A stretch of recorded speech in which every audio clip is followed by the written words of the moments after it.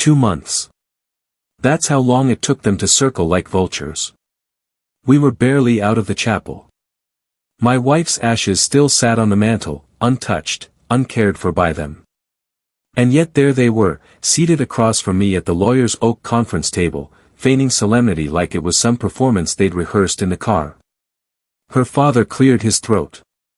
We believe it's only right that the inheritance go to her brother's wedding fund. She would have wanted that. I didn't speak. Her mother leaned in, voice all sugar and poison. Family should come first. I looked at them. The same people who hadn't called us once during her treatments, who skipped the hospital visits and showed up after the funeral with a casserole and a calculator. The lawyer didn't flinch, just slid a manila envelope across the table. This, he said, tapping it once, is the official will. And then, with a small smirk, the kind only someone who knows a loaded secret can wear, he opened a second envelope.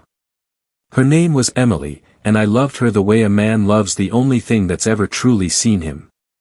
She was the quiet force behind my chaos, the calm I never deserved.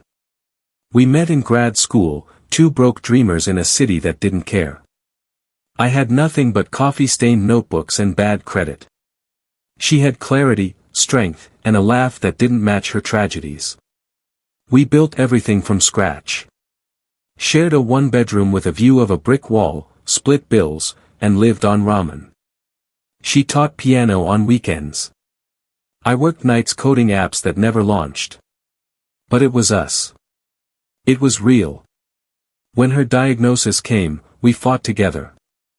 We endured the pills, the appointments, the panic attacks, together. And when the doctors gave us months, she didn't cry. She asked me to promise one thing. Don't let them take anything from you. I didn't understand then, but she knew them better than I ever would. The first clue came in the hospital. She was asleep. Her phone buzzed. I saw the preview.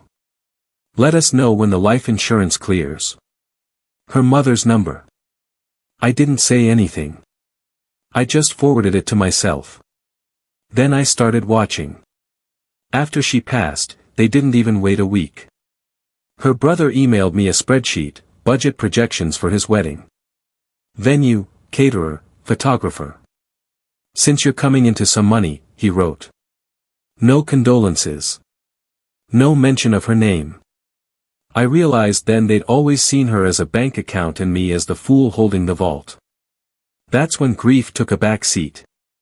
Vengeance got behind the wheel. I spent nights going through our files, not for memories, but for leverage.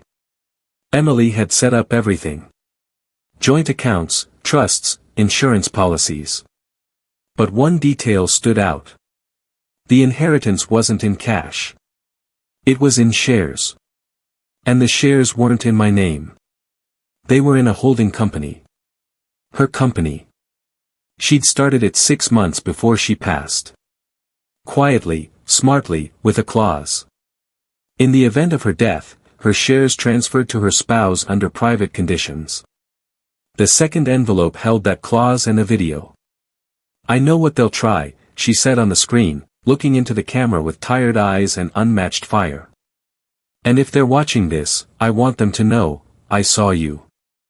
I heard every conversation behind closed doors. Every plan. Every threat. She looked straight at me next. Finish what we started. The lawyer paused the video. The silence in the room was delicious. Her parents looked pale. Her brother swallowed hard. I didn't blink. The lawyer passed me the pen. Sign here to accept full control. I signed. But that wasn't the end. That was just ignition. I spent the next 3 weeks quietly liquidating assets. Sold the shares under a dummy LLC, moved the funds into a trust Emily and I had created with a very specific stipulation, not 1 cent goes to her family. Then I took it a step further. I bought the venue her brother had wanted for his wedding. All of it. Full price. Then I cancelled every single booking under breach of contract clauses. The cancellation fees alone ate half his budget. Next, I called the caterer, whom I now had on retainer, and offered double to block out the date. Same with the photographer, DJ, and floral designer. By the time he found out, the only thing left for him to book was a parking lot and a Bluetooth speaker. He called me in a rage. "You petty piece of," I hung up and forwarded the call transcript to the lawyer. "Emily's will had a bonus clause.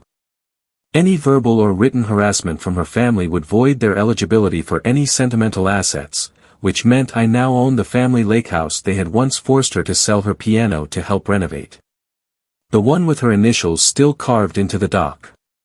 At the final hearing, I brought them all in. Her mother tried to cry. Her father tried to threaten. Her brother just sat there, numb and sweating. I played the full video this time. Emily didn't flinch once. "You used me my whole life," she said to them. "And now you want to use my death. But I made sure you'd lose. I made sure he would win." She smiled. So did I. The lawyer handed me the final deed and stood. "This concludes the reading." I turned to her family. "You can go now." They shuffled out without a word. No eye contact. No dignity left. Now I sit at the lake house. It's quiet here. Peaceful. Her piano, the one they made her sell, I found it in a thrift store 3 towns over. Bought it back. It's here now, by the window. Sometimes I press the keys. Not to play, just to feel the weight of what she left behind. She didn't just leave me money. She left me instructions, a map, a war plan. And I followed it to the letter. Grief doesn't leave. It just sits quieter.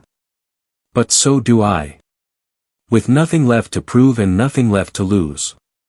Because justice, when done right, doesn't scream. It whispers.